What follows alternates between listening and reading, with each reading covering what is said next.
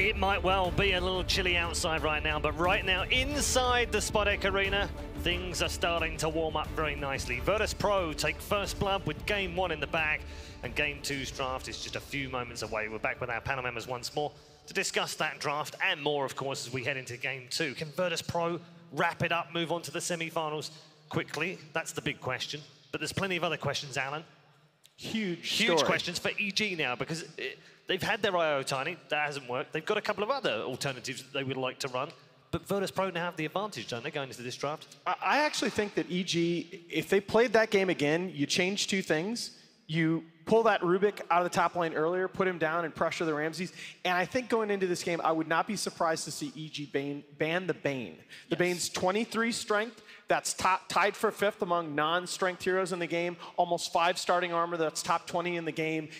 He was level 3 very early on. That Brain Sap does 150 damage, 150 heal for 100 mana. He really created problems for that dual lane. And it's even harder when your other support is an IO. That's 2 heroes that do very little damage at level 1, level 2. Even if they did do the aggressive tri-lane, you're still up against a Terrorblade that has like 10 armor at level 1. So like a tri-lane situation might not even worked out for them. So maybe if it's a different carry, things could be different. They could lane it differently. It could go okay, but maybe swap sports, maybe prevent the Terrorblade. We yesterday, Alan, we picked out a number of heroes, amongst them the Dragon Knight, the Razor, the Naga, the Bane, the ET and the Bat, with exceptional win rates here, and yet some of them are still squeaking through. I mean, that's the thing. You can't ban everything, right? We've gone a little while now. I think a lot of people expected that the Thursday patch before the tournament might actually have some hero tweaks, and so it was more of an overall. And that's fine. We're moving to this new patch cycle, right? But as a result, you see that sort of elite group of heroes that's really at the top of the meta, and that is why the overwhelming, I think yesterday it was 41 out of 44 teams with selection priority at this event had opted for first pick. All right, second draft is just moments away. Fogged, what do you want to see from EG this time? I'm wondering if Terrorblade, it just becomes higher priority here too. Yeah. Especially like when you see like a last pick Terrorblade, it does seem like it's so devastating. You have to play just completely different. You have to change your whole play style. So I do think that one might change, and I do think, like Alan was mentioning, like you guys were talking about, the support duo is going to change. We talked a lot about Terrorblade at the start of the week as one of those core heroes, these key heroes that could change games, and lots of teams play him, right? And we didn't really see it in the first few days. It was sort of there and thereabouts, didn't have the greatest win rate, wasn't really picked that much. Why has it taken a while for him to explode into the game when we expected him right from the start? Well, I think it's the Razor, right? I think the Razor just makes that hero stand out even more because you can't pick these traditional carries. And look how relaxed they are. Got their feet on the table. Is that Ramses? That must be Ramses, right? That's normal, yeah. Did you play with shoes? Not always, but sometimes. It's okay. I know, what, Isis always wears sandals. Yeah. So. And there is the TB ban, first phase by Young Geniuses. I mean, that was another really significant thing in last game we didn't cover, is that there were a couple Sunders in the laning stage that absolutely saved his life that would have been kills for EG, and if those don't get prevented, like they would have snowballed a little harder, maybe had a closer game. It certainly was an issue. And they used it aggressively too. That was my favorite part. It was like, you just saw Ramses kind of sitting at low HP, and then they'd rotate the secondary support, they'd rotate Roger down, and they'd be like, oh, we actually have a kill threat now, rather than maybe this Tiny's going to get healed up by too much by the IO, but you put Tiny at 200 HP, not going to get healed up so much anymore. How many of the big plays of the tournament so far that we've seen have been these hero Sunders? You think about Miracle, you think about Arteezy has had a couple, I believe, these ridiculous Sunder plays in the early game, and VP are going to open with the Naga. Beastmaster IO, aggressive dual lane for Evil Geniuses. 10-1 is Sumail on that Beastmaster. I think he's the best player right now in the pro game on that hero. Are you surprised that that's true? Snap picks. I mean, Naga is also extremely good. Once she picks up Meteor Hammer, she has a guaranteed stun on potentially 2 or more heroes. So, and she also has pretty high armor, so she can definitely contest the IO, especially if she gets on top of the IO. Ensnare plus Riptide and any other heroes hitting that guy, that little ball of light's gonna explode. 5 seconds. Snap picks from both sides, though. No hesitation. Yeah. Again, they both know each other so well, don't they? Yep. And again, the key question becomes, as we've been talking about, is EG going to go back to that Rubik Wisp support duo with the Omni Knight already on board for Virtus.pro? I think you change. I just feel like Misery is, I feel like he's due for a bounce back, because he's a solid Rubik player. He's not spectacular on the level of GH or Yapzor, but I feel like he's going to bounce back if they pick it in this game. Naga has really good stuff to steal anyway, so I think it could work out. Ban-wise, EG ban out Tiny and a Bane ban. Oh, the Bane ban from VP. Wow. So, you know, it's a hero that can actually combat Naga and win the trade, so... It's a good misery hero as well. Is that the first time that Tiny's not been picked or banned in the first phase? No, he's made it through the second phase, I think, Okay. 3 times. 3 times. It was 3 up to yesterday, yeah. Okay.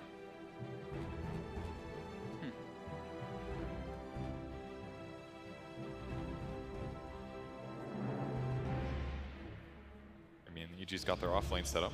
Everything else is really flexible. VP can potentially abuse some matchup advantage, but I feel like Beastmaster will do fine against him. Just physical damage, he can heal through a lot of it, but they can definitely get a trade advantage against him. This is like Anna said, though, Samao doesn't get that many opportunities to play this beast. Yeah. He does But not. when he does, often banned. my Dominance. goodness, it's good. Yeah. Now, the Disruptor is still in the pool so far with 2 bans to come before the second phase. VP have shown that Naga Disruptor combo in their opening game against the tournament. Oh, that was Genting, that they played it against Optic. That's a good point. It's good against IO as well. Oh, it's here.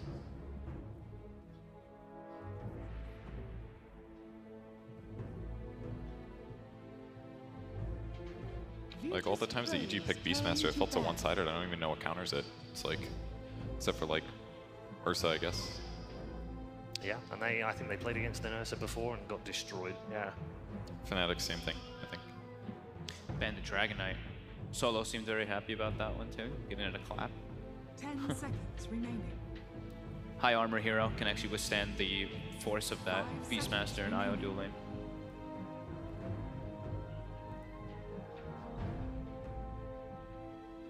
And the Disruptor is left in the pool if they do want it. They don't get first pick out of the thing, do they? Should be EG's pick, yeah. Yeah, yeah, EG picks for second phase.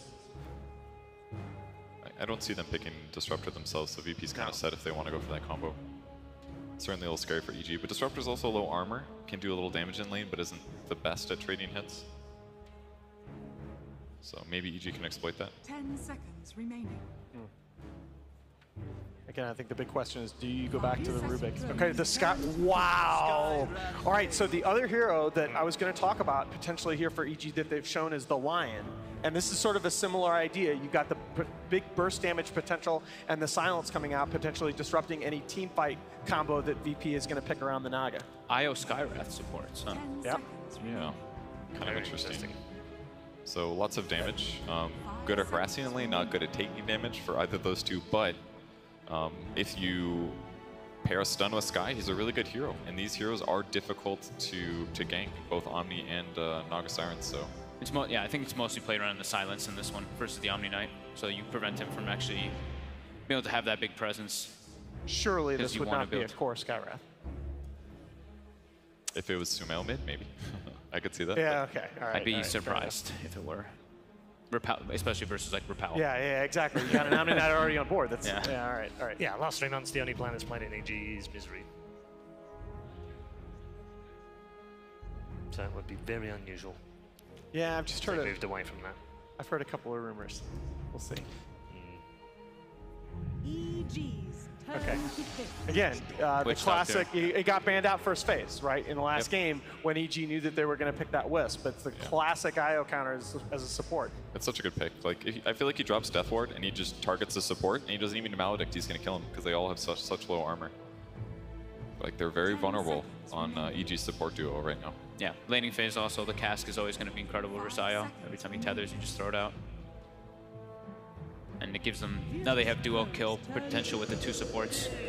Naga plus Fit Doctor. against his Death Prophet. Yeah, they would need a hero to pair with IO anyways that actually is tanky to make better use of the resistance, so. And also a big damage dealer, so she can frontline.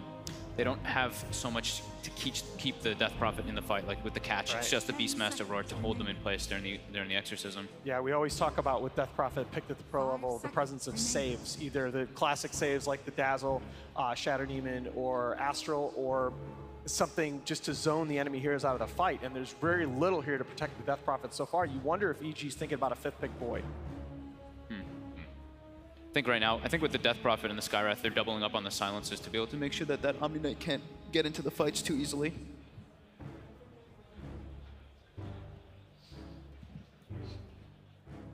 I could just see Virtus.pro going back to basics here and just going ahead and picking Gyrocopter. I was thinking the same thing, but it was actually banned first phase. Oh, God. Yeah. Sorry. I just can't see that. Jumped the gun. Oh, well. Would have been me. I was real close.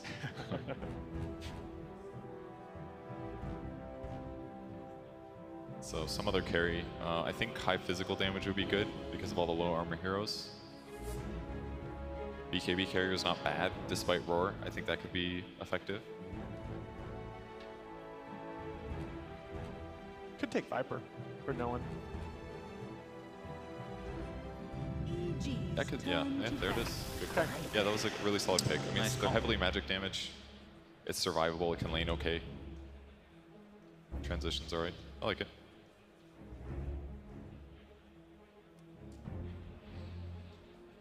So it's carry for VP for their last pick, and EG is looking for their carry as well. Yeah, boy, oh boy.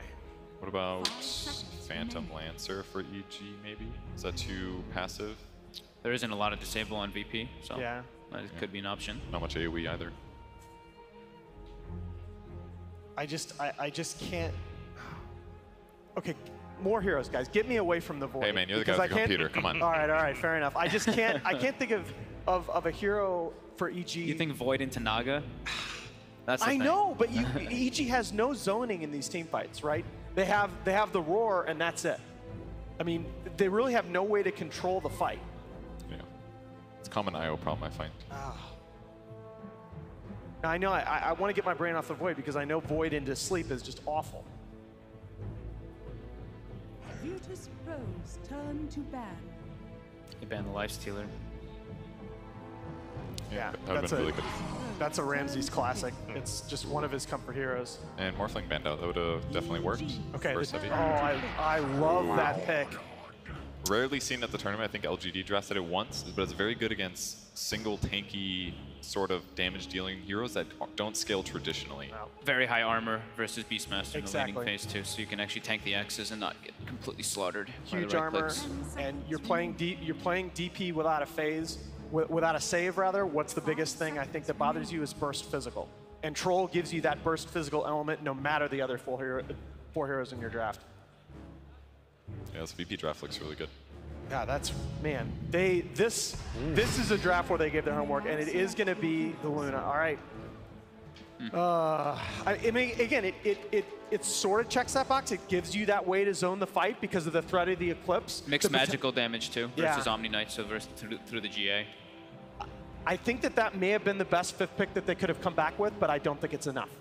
Okay, we're going to go down the line for predictions. Alan.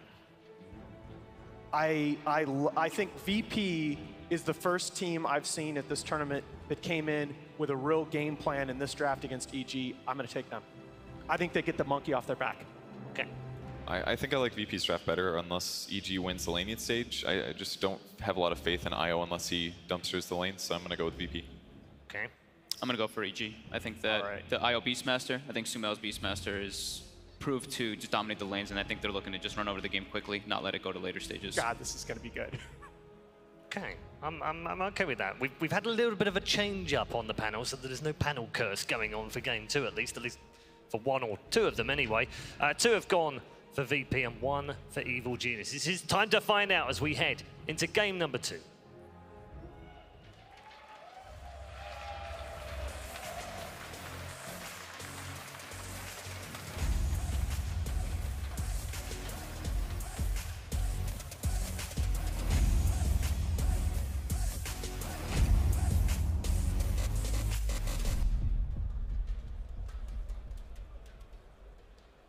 You know you're my MVP, Cap. Oh, I was gonna say that about you, Toby. You took my line. You took my line. It's so beautiful. Game 2, EG versus Virtus.pro. Now, I heard from a very reliable source that the biggest gossip going around in the CIS region right now is the fact that Virtus.pro have actually not won a series against EG in 4 years. Is presumably what everyone's talking about. I'm saying from a reliable source. Nahaz can double check that one later out. But VP, I am interested to see if this draft can carry them there. It looks good, but at the same time, that is not easy Luda. That was the hero at TI that was the big savior for him. Toby, they came into this series with some fire underneath them. They absolutely planned out their draft. I think they gave themselves, they were like, look, we're going to give them Tiny. We know they're going to go for the Wisp. We have this idea of being able to just win these lanes. We pick up the Gyro Sand King, a nice team fight combination, deals with the Tiny really well. Needs to run north right now. Smoke broke. Underneath the tier 1 tower, Virtus.pro won't dive and get an anticlimactic start. And again, both sides put down observer wards on the opposite sides of the river. This time, though, VP actually blocked the camp.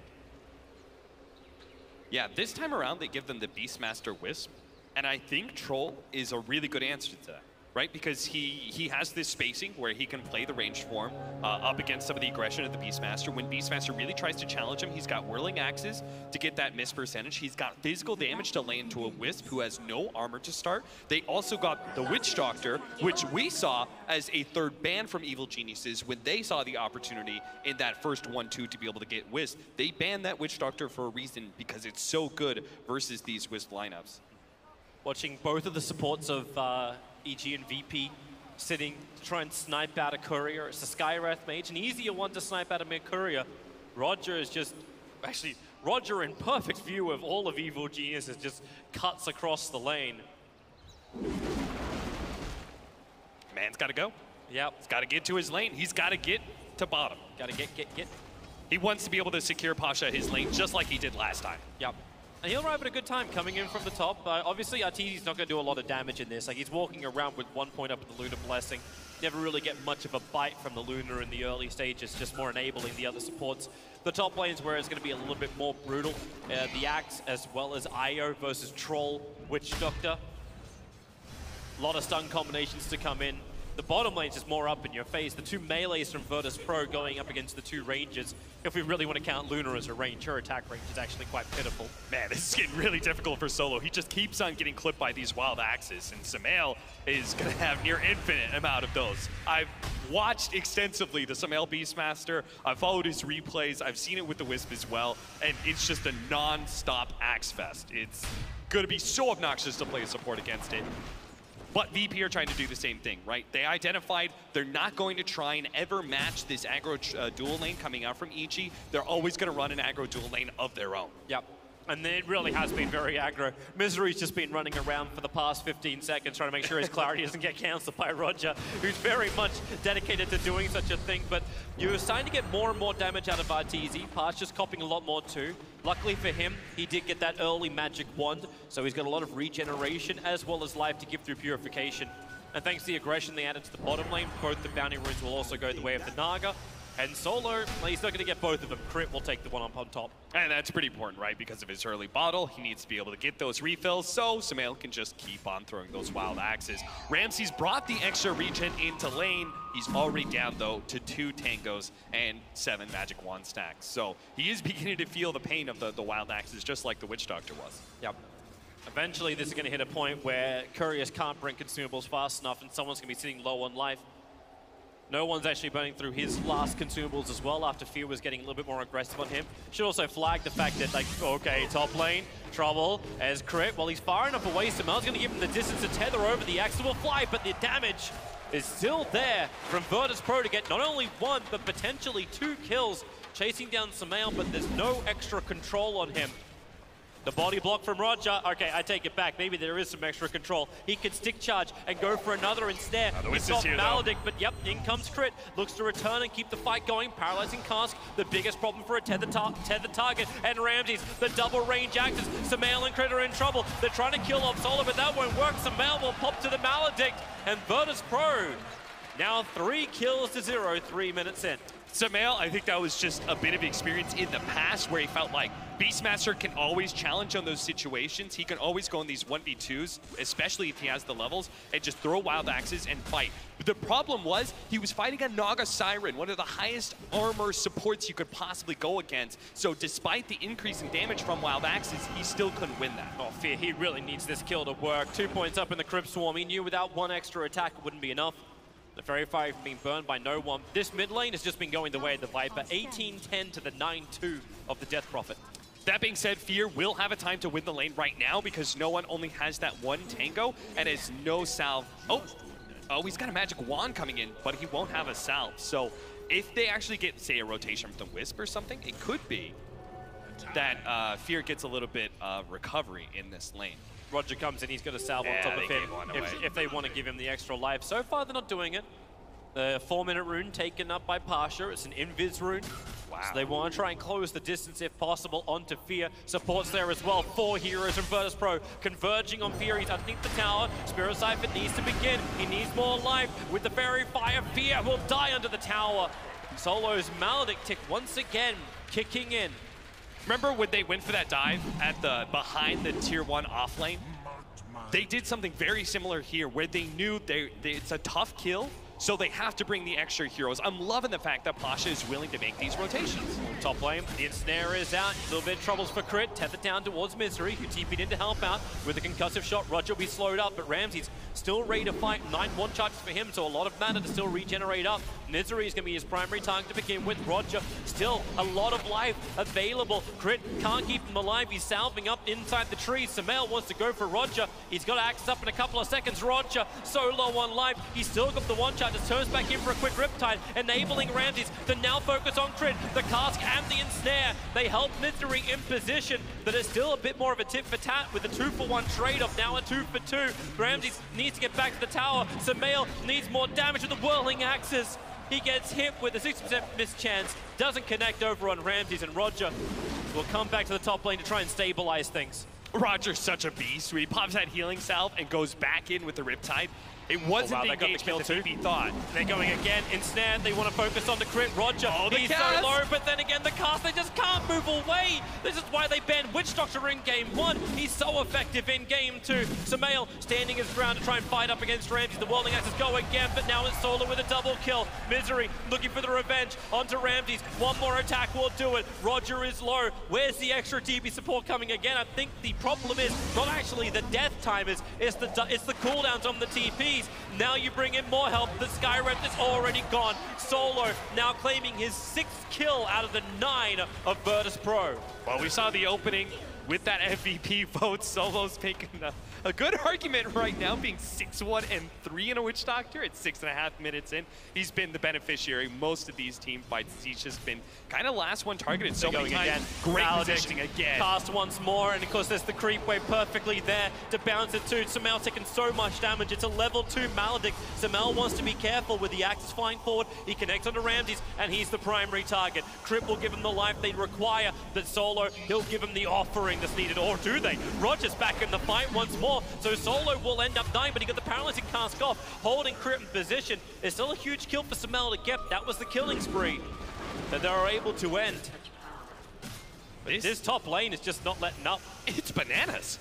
Is that why Fear's now rotating in? Or Roger potentially trapped. Ramses is so low for Fear. He's got the Exorcism available. He'll come in through the rear, Exorcism off. They want Ramses. The Crypt Swarm. Does he want to commit it? He'll have to into the trees. Ramses ticking down. They need more damage, and it's coming in the form of the Viper. No one under the tower. Chris trying to keep Sumail alive a little bit longer to buy more and more space for Fear. The creep wave was soaking up a large amount of damage from the Exorcism, but at least Misery could get Solo over in the tree line. The heals are there from Pasha, and now Death Prophet. He almost wants this Exorcism to end so he can get a little bit more life back into him. He'll need it to survive. Pasha's so low. Went down to 33 HP. It's going off on the top lane. I was gonna say, Toby, when you had this much fighting in one lane, eventually the cores are gonna come in and try and offset things a little bit. And that's why EG, they're on the losing side of this. Their 3v3 was not going so hot, so they bring in Fear. But Virtus.pro, perfect to be able to match with their double TPs. Pasha coming in as well. They're going again. Sumail to be held in control. No one's coming up through the absence tree area. And Sumail, does he want to do this? Support is actually the dire scan. It knows the Crit sitting behind him. While all this is going on, so VP brought everyone to top. Everyone had some kind of influence from Virtus.pro up on the top lane, but Arteezy had the bottom lane to free farm. He's now by far the top net worth. Even through the fights, he's 700 gold ahead. He's looking towards the Mask of Madness after Treads, Wand, and Aquila being up for him. It's just kind of a wasted rotation because I think Arteezy has a pretty good read that they do have that aggressive laning ward. So if he makes that rotation and VP just back off, then you've just lost a lot of time for Luna farming up. So he just wants to continue to be the one soaking up all the farm while the rest of Evil Geniuses buy that space. EG is looking for a fight of their own.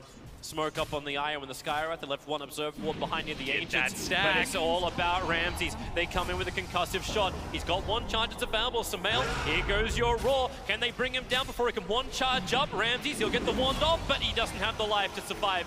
Not to get back to the tier 1 tower. So Sumail will claim this kill. But now VP do a rotation of their own. Top tower is under attack. And Arteezy doing what HY's had a very long time ago. Stay in the trees. Never forget. He's got a TP as well, so if he wants, he could just go mid. If he's really feeling the pressure, if they're going to go for some sort of dive, he just goes and farms somewhere else. That's exactly what he does. Yep, let it go. Yeah. Fear's already taking the top tower with Sumail and Crit, so they're fine with this. Oh, TPs are coming towards mid. This Troll Warlord. Oh man, he's got an early urn. Whew. Solo can actually threaten these cores solo when he has an Urn of Shadows charge. It's amazing what happens when you get 7 kills in the game. Yeah. Like his net worth is okay. Is 700 behind the Death Prophet, but still, you should never have a wish took to 700 gold behind your Death Prophet. Oh, no one with this invade is looking for the kill on Arteezy. Fierce nearby though, can he actually help out? And now Exorcism, they try and create some space. Luna turns for one quick blast. The one charge just gave her enough life. That one more attack is not enough to tick. Actually, yes it is. Arteezy will tick out. Fear wants to keep getting a little bit more aggressive with his Exorcism. No one now repelled up. There is a level of protection, but the purification and no one's never-ending damage finds themselves yet another kill. 2 cores down for EG, and that's the first real influence that Luna has had in the fight, and it ended with her death. Yeah, the sad thing was is that they actually took that tier 1 safe lane tower way ahead of VP, who were trying to do the same thing. And they thought to themselves, we're going to give up that tower in exchange for making a move somewhere else on the map. We're actually going to try and push out top and get this kill on mid. But Viper just proves to be too strong of a hero for EG to fight into. That's why I was a big fan of this Viper pickup, because I feel like it just kind of stems a lot of the aggression that EG want to be able to put out. Again, with their aggro dual lanes, with the way that they play with Fear, they're always going to try and create that space for Arteezy. So as long as you just have better fighters, EG's in a tough position a lot. And EG don't want to bring in everybody. They need to fight with minimal resources. Sumail's pushing out the top lane a little bit more. Roger's ready with the ensnare. If only Sumail walked a little bit closer, but he will not. Crit still doesn't have his level 6. We still don't have this relocate 12 minutes in. If he's able to pick up both these runes, he'll be living a very happy life. So I think here, EG going to put a pause on some of the aggression. They really need to have that Yule Scepter for Fear's Death Prophet. That is one really big thing. Another one is Crit is not even level 6 yet. Nor does he have that urn that we're talking about earlier. He needs the ability to jump out or get some mail out. Skywrath Mage gets picked off down near the bottom rune, and it'll be Crit to die up on the top, as well as potentially Sumail. The level 1 Necrobook trying to go to work here for Sumail, able to do a good job. So Roger will fall, Ramsey's still on the run. Support's rotating in, a nice lucent beam, catching out Solo. The Necrobooks are doing the work once again. Solo, one more attack will do it. The axes fly, and Sumail will clip him. But can he get out of this one? TP not available for the Beastmaster just yet. So Sumail will fall to Ramses. It's just non-stop death across the map. And Death Prophet's going to try and force this mid. While all that action's happening up on top, you got the Exorcism available. The tier 1 tower is nice and low. And Naga, okay, maybe you don't want to. Song of the Siren is up. They find a better target. Song of the Siren from Roger will start the reset. Spirit Siphon was keeping no one close, but now support. Once again, Solo will arrive. Here comes the Paralyzing Cast. Misery, the Illusions can at least start taking this up, but it's already too late when Fear gets caught on the steps. Opting not to go for the relocate save there. Crit could have gone for it. Decides to hold it. Maybe he feels like having that relocate on cooldown kind of kills some of the aggression that EG wanted to be able to put out. That being said, great use of that first sleep from Roger. Yep. Great way to turn around a gank from Evil Geniuses. VP is starting to get that advantage once again. Oh, Misery. Got a little too close to the Viper. Fortunately, he did juke it through the trees and kind of went out of vision. And no one has been very careful to just not die in this game. He's been doing a great job of just being able to read the situation, understanding when the Death Prophet can really pressure him, and when he can just go all out in aggression. definitely helps being a Viper. I'm not certain how long this is going to work for Virtus.pro. Like, they group up so many heroes to try and take an objective, but every time they do that, the advantage they gain from the fights they're taking, it gets turned around. Like you're 10 kills ahead at the moment, but your advantage is only 1,500 in the gold, and you're about 3,000 in the experience. The Luna's getting so much off the bottom lane. On the way towards the Dragonlance, Hurricane Pike, Samael now has his level 2 Necro Book. Fear gets away from the Death Ward. They're trying to force the issue, but EG, it's like they're giving them enough of a hope that they can get the kill, but then just pull hope away. Yeah, instead of like EG putting 4 heroes against the Viper push, which would just in the end kill their own farm, they're keeping their pressure up in the top lane, and that eventually will force no one to come back and defend that tier 2. They don't want to be trading tier 1 for tier 2s, especially with, as you were saying, Luna already has a bit of a farm lead on that Troll. If they continue to make favorable trades on EG, then Luna could get to a really big mid-game point where she takes over the game. Yep. You see Troll, like Ramsey's being forced back to the tier 1 tower to defend it. Misery's rotating over. No Observer Wards. They won't fight with any kind of extra vision advantage. Samael, cute little play there. He actually denies his own melee Necronomicon minion. That Dire Scan just pinged properly. This is why you see Ramses make a break for the East, hug the wall line.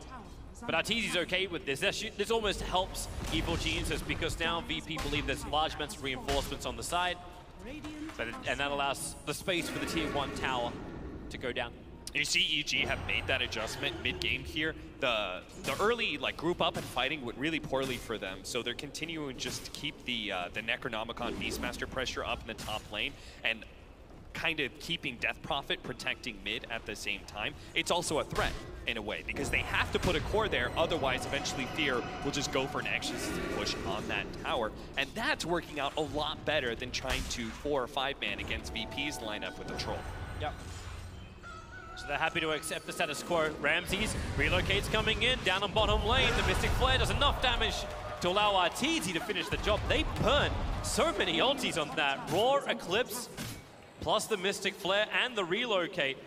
Relocate's coming back up towards top. No one is waiting for the attack. And I think he doesn't want to force the issue too hard there, however. And that's the point of also being able to keep that separation, right? Is that VP naturally have to respond core to core, right? Put somebody in front of the Death Prophet, put somebody in front of the Beastmaster. That just opens up relocate games like that. Everyone's going to start pushing around pretty soon. Hurricane Pike's on the way for the Viper.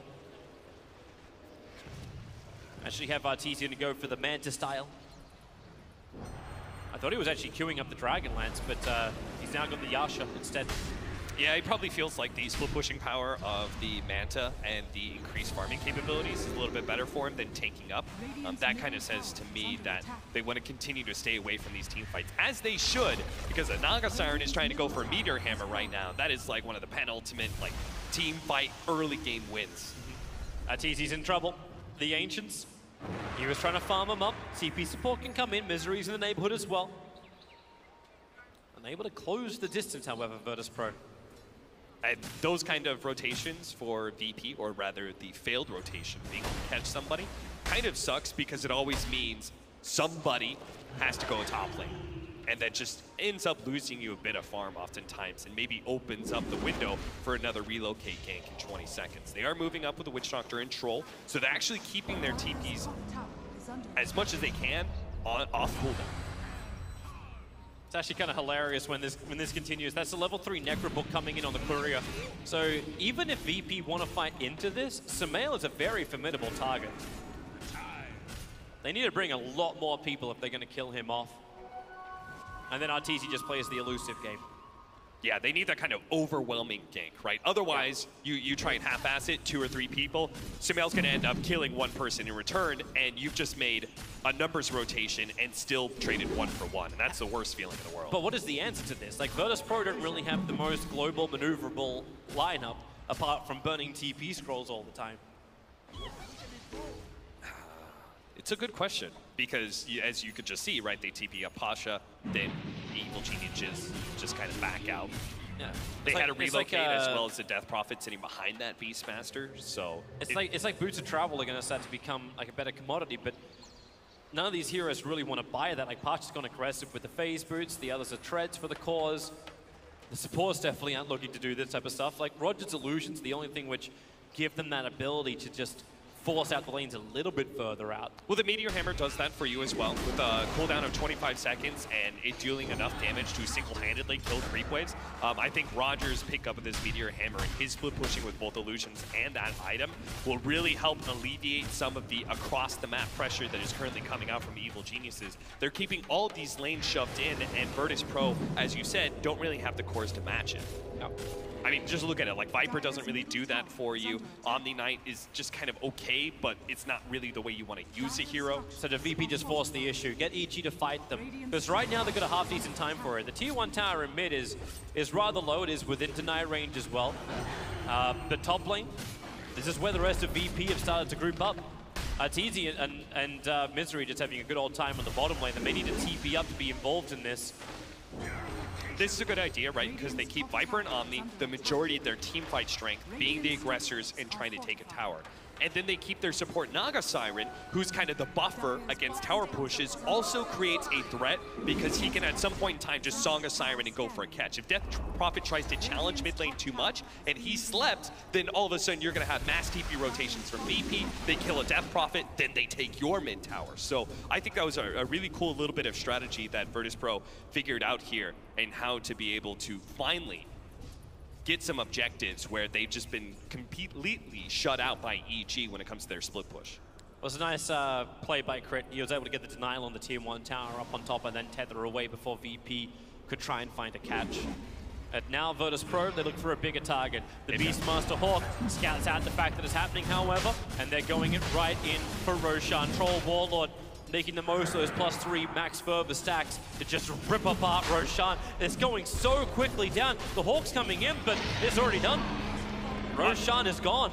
Honestly, Toby, I'm not sure if EG really want to contest that because it's a Naga Siren team. It's always difficult to try and contest those Naga Sirens before you have BKB around the Roshan pit. Yeah. Because if they set up with Song, you can actually just set up on top of the Luna, kill her really quickly before you get really good Eclipse damage. Same goes for the Death Prophet. Once you have those BKBs, then you can contest because you have a natural counter reaction to once the Song is gone, I pop BKB and I have some survivability. Arteezy's gonna get the hell out of here right now. He doesn't have the mana style charges available. No one chasing him into the tree line. Oh, the Song of the Siren is on the max range. You'll get him. And the relocate. Beastmaster's come in. You've got Misery in the back lines, making it difficult for Sol to get their powers in. Can't stop, but now the roar. But the damage is coming thick and fast from Virtus.pro. Sumail running to the north, but only running towards his death. Misery and Fear bailing out. The perfect Song of the Siren, catching what was meant to be an aggressive relocate roar, and seals a fantastic fight for Virtus.pro. Ah, man, that was so cool. Roger managed to get the 3-man Meteor Hammer stun as well. Again, Toby, I told you that's like a team fight winner straight up.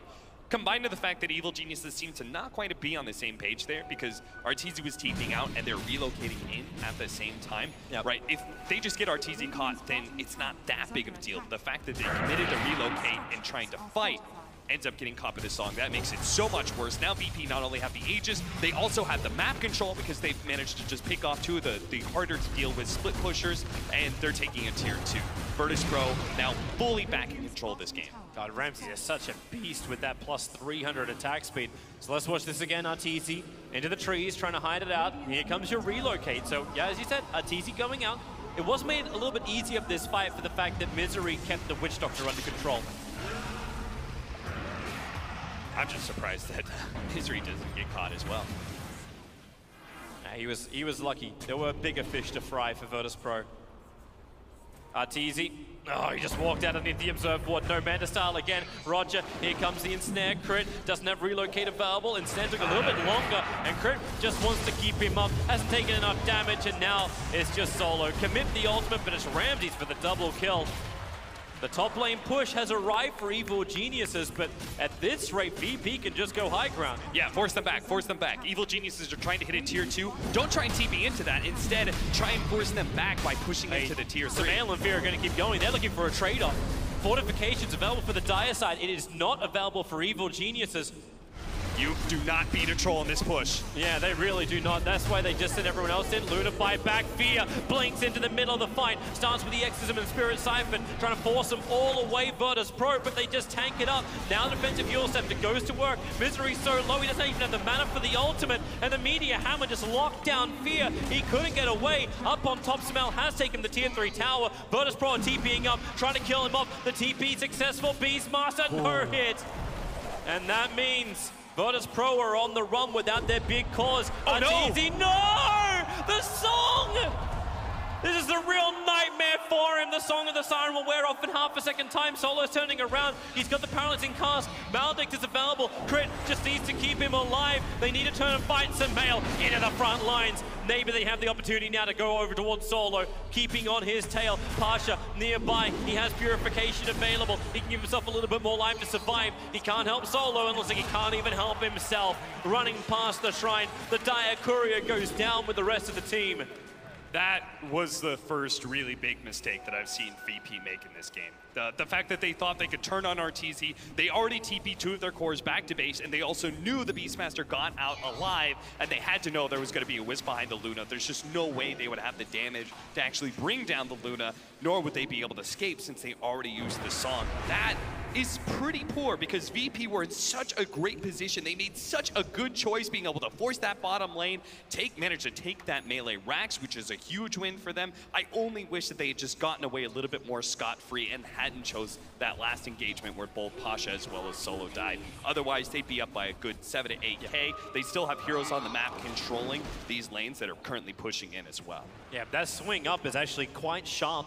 Like the gold advantage on our screen says 5K. The graph is still waiting to catch up for the rest of it. But the swing up, the fact that Arteezy has enough time to continuously farm, the fact that the tower gold flooded in, and the fact that VP aren't keeping EG locked inside their base. Once again, Evil Genies are pushing out the side lanes. They're keeping the side pressure on VP, and Luna is quite adept at keeping the bottom lane also pressured out. Aegis Immortal time. And are they grouping up to actually try and take a top lane Rax? This GA is still down for 36 seconds, but it's the only, and Song of the Siren's down for 4. So GA is going to be the only thing missing during this push. Yeah, Virtus.pro absolutely should want to take a fight right now. Once they see the BKB from the Luna and knowing that Eclipse is coming back up as well, I wonder how eager they're going to be to try and still fight this. Unlikely they will anyway. EG have backed out. Sumail's back on the bottom lane pushing. Like the one thing the VP can take, which EG probably will not contest heavily, is the tier 2 tower on top. It's just a bad position for the Radiant to fight. See, the thing is that EG wanted to be able to get their BKB and have this big team fight threat from the Luna before they actually managed to pick up the Troll BKB. But now, when they actually get set up, Ramses can just pop the BKB, head straight for the Death Prophet, or head straight to the Luna. And there's no real way for either one of those heroes to deal with that. Dire's middle tower is under attack. EG, it's going to be time to try and hold the high ground.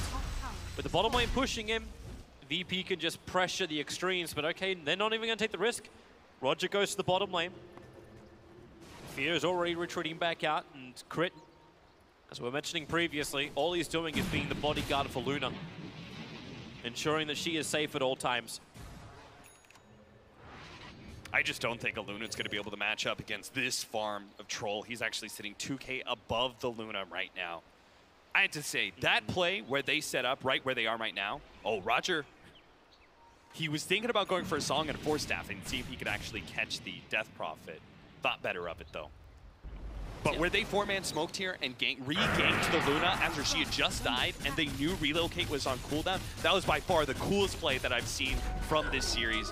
And it's a big reason why VP are so far ahead right now. See, I'm not even certain, I get you, like, where the Luna can't one-on-one with the Troll Warlord. But the high ground defense push is going to be so good for EG if they can hit the right target. You've got Rod of Atos on a Skywrath Mage combined with his ultimate. You've got a Beastmaster Roar with level 3 Necro books. The amount of times I've seen the Beastmaster just jump in and evaporate someone before they could reply, before they can get that BKB off. I feel like this is the biggest concern of Ramses. And the rest of the time, the Luna is just glaive pushing out the waves. Manta style, push him down, add the pressure, and then Beastmaster just blinks, TPs, and then goes to another lane. And he's even working on the Heaven's Halberd. If this BKB starts getting lower in duration for Ramses, even having the disarm is going to be a problem. Misery, well, problem. I think he's in trouble. In fact, I think he's dead. He just came on a warding mission. That was the reason. Yeah, those happen. Yeah, honestly, he's probably like, he flew BKB charge. That's kind of worth it. Yeah, I'm okay with this. It's kind of surprising you'd actually burn your 10-second BKB for this. I mean, he got spooked. He thought that it was like a smoke gank. He thought it was like, oh, it's not just him. It's, you know, all these other heroes, and they're going to be on top of me. The worst thing that can happen to this troll is that he doesn't pop BKB. He gets Primal Roared and then bursted down by the Eclipse. So he's going to be a bit trigger happy with that. Roshan's up in about, well, he's actually up in 5 seconds time. VP were looking, the Song of the Siren. Fear needs the movement speed, the double 4-star. Roger won't catch him. That's a huge ability to burn as Roshan just spawned. That's their get out of jail free card, Virtus.pro. Yeah, you're absolutely right. That's entirely how they fight around Roshan. Evil Geniuses should immediately 5-man up, maybe go for the smoke, or maybe just go for straight for Rosh. They know it's up. The Beastmaster is already scouted it. Samael's is ready. We're going to go for a smoke, see if we can get a pick, and then translate into a Roshan. Aegis and Cheese. This is a huge opportunity for Evil Geniuses to turn around this game. The narrative, I feel, is that Virtus.pro are very much in control and should be able to just kind of like slowly build. VP know about this. Witch Doctor already went inside the pit. They know Roshan's alive, but then again, they're killing her so quickly. Ramses jumps out for the rune. Misery is just playing distraction. They don't get there in time. Aegis is onto Arteezy. VP, they're still going in to try and fight this one. The BKB is off cooldown for Ramses, but then again, he's roared. He never got it off. The Eclipse and the physical damage. It's huge for Arteezy. Standing the ground. Virtus.pro, they've lost 3, they've lost 4. And Roger still on the run. Arteezy wants to try and catch up to him, or maybe they don't. Maybe they just go straight up the mid on the back of the Exorcism. Fear, he's blinking forward. He's got a Eul Scepter. They relocate. They want them all dead, and they're going to get him. Potential denial from the Prowler. No, it won't. There it is. The Gem of True Sight is into the hands of EG as Virtus.pro are pushing up the daisies. Oh, that was so big. Evil Geniuses. What happened there is the troll goes in. He's got Repel on him. So he's thinking, I'm going to be okay. I'm going to be able to just like, I have this magic immunity. They can't really Eclipse on me. He gets roared, and then through that, the Repel wears out. He takes a huge amount of Eclipse damage. He's down to half HP, and then they can simply just focus him down. Double buybacks are here. Samael's got Necrobooks up in 20 seconds time. That's why this push is taking a little bit longer. The tier 3 tower's gone. The pink comes out. They want the melee racks. A nice double silence. Arteezy is just tethered up, and these glaives are bouncing so hard. Solo, he can survive, but only thanks to the help of Pasha. EG, are they going to force more? Oh, go two, go two. The Necrobooks are back up in right now, in fact, and the Exorcism, that's down for a little bit, but it doesn't matter when Arteezy has the glaive bounce. If you want to come in close, you'll take so much damage. Regeneration, running low for crit, can't really help out Arteezy, but that's why he's got the Aegis of the Immortal. Song of the Siren is here as Luna just waits, and she actually ate the cheese, and it's in the wrong place at the wrong time on the wrong side of the battle. Io will die as well. He cannot save him, and it looks like Arteezy will die twice over. Nothing will prevent this. But at the same time, they just claimed 2 lanes of racks in favor of Evil Geniuses. The way VP approached that fight with a Viper on the lower side, so they didn't have to worry about those bouncing glaives. That's why I called for EG to go for those second lanes, because it is so difficult, as you said, to fight into a Luna when the tier 3 is already down and you have those bouncing glaives out. It's like preemptive damage that you're just willingly walking through. But they played it around it pretty well, and the initiation of the song separating the Luna and forcing the rest of the Evil Geniuses back was a nice touch as well. Oh, VP are coming down the mid. They want to see if they can force the buyback onto the Luna. Yeah, this game just got so messy, Toby. Yeah, it really did. The Song of the Siren is still on cooldown for another minute. I'm seeing an Eagle song also coming in on the Courier. It's Arteezy, knowing he was going to expend his buyback to defend this, boosting up the agility and making this push very hard for VP when the Rod of Atos catches no one. He wants to back out, and he does not want to burn the BKB. I am a bit surprised that Virtus.pro were even close to the base. As soon as they heard that buyback, without Song, I think VP's had a bit of a disadvantage. They shouldn't really go for those high ground fights. Fight outside of the base, yes. Especially with Song of Siren up, I think they can make a really good setup for themselves, but otherwise, ooh, a really important pickup here. Samael getting the BKB, that could really help protect him when it comes to the Song of Siren, whether it is as initiation or as in reaction to the initiation. If he manages to blink in, gets Primal Roar off, they want to follow that up with mass BKBs, Eclipses, and just run heroes over while the Song of Siren is inert against that magic. Let's watch that Roshan fight once more. Sumail, he looks like he's in trouble, and then Arteezy just turns it on. Yeah, actually, he took so much. It was actually the physical damage coming out from Exorcism. I thought it was going to be the Eclipse, right? Yeah, the Eclipse, but he actually just got swallowed up by Exorcism Ghost and Arteezy's damage as well. That's the dream situation for Evil Geniuses. So many players from Virtus.pro just isolated away from a creep wave. The Glaives do the max amount of work. The Exorcism Spirits do the maximum amount of work. And there's very little that VP could do against this. You're still going to look towards the GA. You're still going to look towards the repel timing for Pasha. See, I thought, though, the way this is going to go, before that Roshan fight, all VP really had to do was just kind of play it slow, wait till they got the Lotus Orb and Aghanim Scepter on the Omni Knight, and that changes the fights heavily, right? Because they've got BKB and they can man up against the physical damage, and it's really tough for EG to be able to deal with the Troll at that point in time. But because the way the Roshan engagement went, there's no Aghanim Scepter from the Omni Knight, and this is a key time for EG. Liquid Sphere's going to protect him, but then he gets forced up the hill! He goes right in the middle of the fight, the GA. Here's your protection. Song of the Siren is out, so BKB targets being isolated while VP fight underneath their shrine. Now Fear brings back in the Exorcism. The BKBs are gone for Virtus.pro, and so is their life. Arteezy just Mana Styles out. They have all the damage in the world, and this could be it for Virtus.pro. No buybacks, it's over. Down, 5 heroes down. GG. We're going to a third. What a crazy game, too. After that Roshan engagement, it just became anybody's game. Once you're forced into that high ground defense, and then in turn the Luna had to buy back as well, it just came down to one team fight pretty much. VP was definitely at a disadvantage without that Aghanim Scepter, and with the fact that I thought maybe that Song of Siren would change it for them. You saw the way that we had the BKB pop on Arteezy, they pop the Song of Siren, and it pretty much isolates our tour, right? He's the only target they can really go for, and Naga also hit a 2-man Meteor Hammer stun off of his Song. I was like, damn, that's gonna be a great setup, but in the end, Arteezy's damage on a high ground with all those bouncing glaives just proved to be way too much for VP. Yeah, they really brought in a great combination. Like, it was fantastic seeing both the magical and the physical come together. The Luna pick up as their 5th.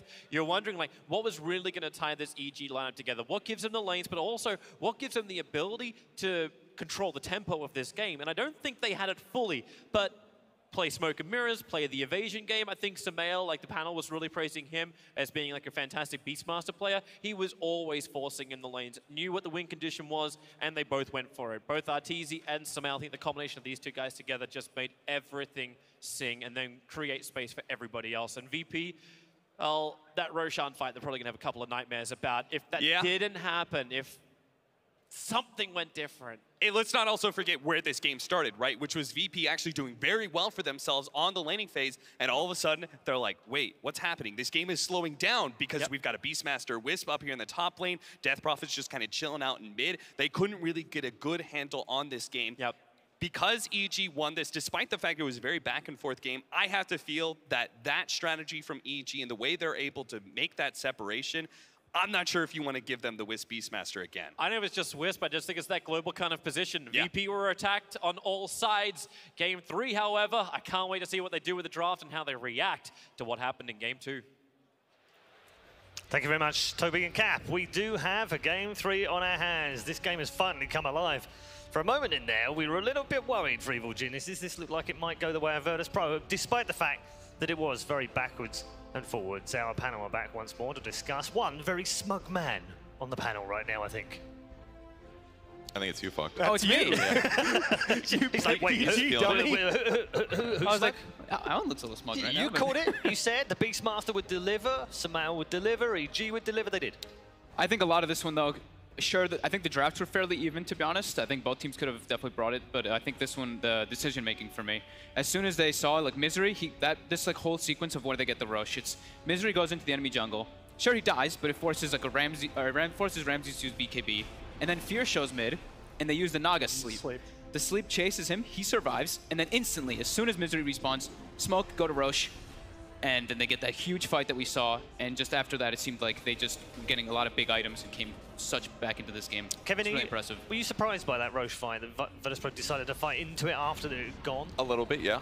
But EG did have very good high ground potential, especially with Luna and an IO backing him up, and a DP as well. They had like perfect heroes. I guess the DP ult was already used, but they could have actually just sat back for like 20 seconds. DP ulti's gone alone.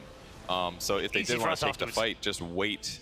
They didn't even have Song. Like, they didn't have their abilities. They still tried to force into it. It was probably a big mistake. But this last fight was the big one. And easy for us, wasn't it, afterwards? You couldn't see it afterwards. Well, that's daft, but much easier for us to see it than them. Alan, 1-1. I think EG lived a little bit dangerously at times in that game, though. Oh, big time. But I think the story, even before the big Roche fight, which is obviously the story of the game, a story for me is EG going back to that strat that's won them so many series against VP. They kept the pressure on, diving into that top lane. I mean, the camera's on that top lane for like 5 minutes, 10 minutes straight, and all of a sudden you look up and Artur's got a free farm Luna. He's got a Mask of Madness. This is clearing out their entire jungle. That was a huge moment where VP looked up and they're like, wait a minute. We don't have a late game lineup. That's why that Roche fight, it was kind of a lose-lose for them. They're hesitating. They're sitting there going, I don't know if we want to wait out this Aegis. Yeah, a tricky decision, isn't it? Because as Kevin pointed out, they did have that good high ground push as well. Didn't want to fight up there. They'd rather fight in the middle of the map, I guess, at that point. Yeah, and their tri lane looked like it went really well. I actually thought that they were winning the early game. They were winning it, but it wasn't overwhelming. Just because Troll was spending so much time running around helping with those kills, and they all went well, but by the end of the day, he wasn't hitting very many creeps, and Luna was. And Beastmaster, even after all of it, it's like, you know, they were kind of winning lane, but Beastmaster was still top of that net worth, even though he had like 3 or 4 deaths in the game at the start. I mean, he still was just causing that pressure. Isn't that typical Submail? How many times have we seen that when he played in the mid lane as well? Just 5 deaths by 5 minutes on a storm or something, and then come straight back into it. He's used to that kind of game, isn't he? His Beastmaster especially. He knows how to push the limits of it and just kind of feed away a little bit, but he does his job. He's putting the pressure on, and he makes the hero look incredibly good with that IO. Do you think by doing what he did in that game, he created that space for Arteezy? Absolutely. I think they gave up a couple deaths that were, I guess you could say, a little questionable, like Fear dying a couple times early on, but it was all space. It was all in space for that Luna. Yeah, they basically won the laning stage. I don't necessarily think Sumail did tons of things later game, but the early game pressure to make Luna have a better game than the Troll was good because he had better farm, he's backed up by an IO, and then it just kind of came down to like movement, execution kind of stuff, and then late game heroes. So it was definitely pretty impressive by EG. It absolutely was. We're tied back up at 1-1. Brilliant. Exactly what we wanted at the start of the day as we head inside the Spodek Arena. Evil Geniuses won, Virtus.pro won. I wonder whether there was an MVP performance by one of the players in that one. Well, it's up to you, because you can vote for the MVP right now by heading over to the website on the screen right now and vote for your Mercedes-Benz MVP. Plenty of big names in that pot right now. Put your marker on it, if you will. We're going to take a break. When we come back, Game 3 will be here. Evil Geniuses versus Virtus.pro for a place in the semi-final. Right now, he doesn't have the Mana-style charges available. No one chasing him into the tree line. The Song of the Siren is on the max range. You'll get him. And the relocate. Beastmaster's come in. You've got Misery in the backline, making it difficult for Sol to get that powers in. Can't stop, but now the roar. But the damage is coming thick and fast from Virtus.pro. Sumail running to the north, but only running towards his death. Misery and Fear bailing out. The perfect...